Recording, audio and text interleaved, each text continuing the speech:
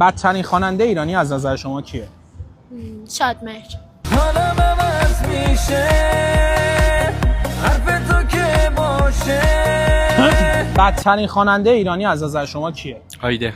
سلام من به تو یار قدیمی، منم همون هوادار قدیمی.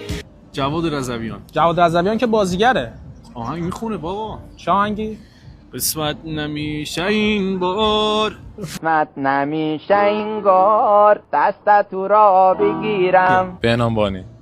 وسط این خیابونا دور از تو من جون و تنم. بدترین خواننده ایرانی از نظر شما کیه؟ به نظر من آقای احمدوند. میگن هیچ عشقی تو دنیا مثل عشق اولین نیست. ماکان بند. آساس دل میبری ساده دل از ما، واسه تو به هم میزنم با همه دنیا.